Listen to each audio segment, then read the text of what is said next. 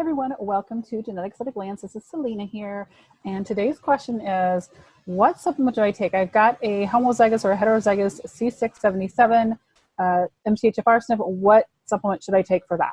So that's a really good question because we get our reports back and I'm like, okay, what do we do with this? So I'm going to jump first into my favorite pathway planner to help you understand and illustrate where MTHFR fits into the bigger picture when it comes to our health. So here is a pathway planner by Ben Lynch, and I really like his planners because he gives a lot more information than just, okay, here's these pathways.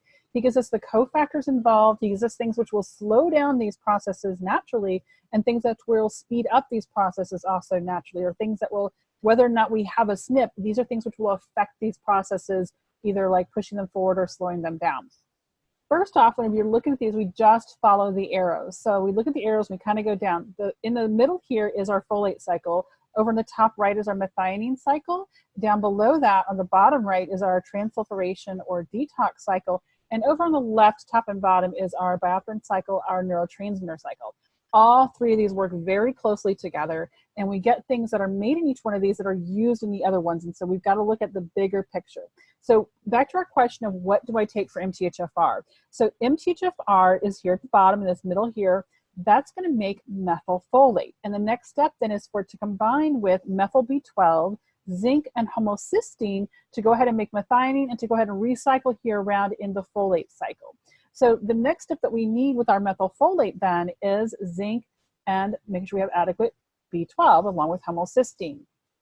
So that's kind of our first thing is, okay, we've got the B12 or we got MTHFR, do we need to take methylfolate? Well, we really don't know because we don't know, is this process not working well? Is it a folate issue? Or is it we don't have enough zinc issue? Or we don't have enough B12 issue? Or maybe we don't have enough homocysteine? Or maybe we have too much SAMe because with SAMe will actually slow down MTHFR. So we take that MTR gene, we go and make that methionine in the methionine cycle. Well, after that, we make SAMe, and it's labeled as SAM here on the chart. So SAMe is a natural inhibitor of the MTHFR gene. So it's not really possible to say, oh, I have this SNP, what supplement should I go take for that? Because we don't know what else is going on in the rest of our metabolism and the rest of our biochemistry. We have to look at things which will influence these genes, and we especially start with, do we have the cofactors to make these genes work? So the first step would be to ask, am I getting adequate folate in my diet? Am I getting adequate B12 so the body can convert those things? The B12 is this little mini circle inside. That's the cobalamin. That will turn us into methyl B12. And then am I also getting cofactors for these other processes, these other nutrients? For instance, to recycle the methylfolate, we're going to need NADP. So NADP comes from this NAD family of things, which is all the way over here in this far left in our biotin cycle or neurotransmitter cycle from the tryptophan pathway. And I'm not really sure why Ben stops at NAD because it goes on to do many, many other things, especially the NADP, NADPHs, which are needed throughout vital processes in our body, including this recycling here of folate. And then down here at the bottom, we need it for the recycling of glutathione. So that's the other thing to look at also. Oh, NAD is needed here to make methylcobalamin. So it's kind of one of these catch-22 scenarios, and we don't want to just take methylfolate because I've got this SNP, or take folinic acid or whatever, if we don't look at what is the bigger picture. So when you're doing that, where I like to start at is nutritiondata.self.com. This is one of my favorite sites for just getting kind of a general overview of what's going on with the nutrients that someone's taking in just from their food. So it's a free site. You just create an account.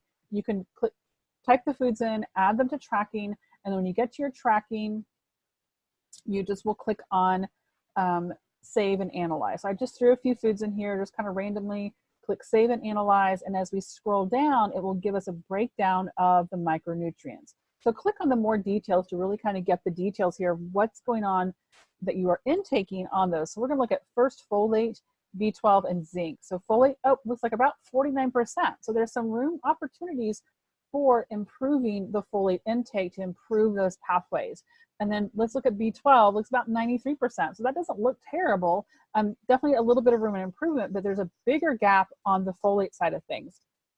And if we look down here at zinc, that actually looks relatively decent. So in just looking at a diet standpoint, it's like, oh, we're not really getting enough fuel on the folate side. So adding the fuel of that from our foods before we start supplementing is always the way to go, because our body is going to recognize that better. It's going to process those things better.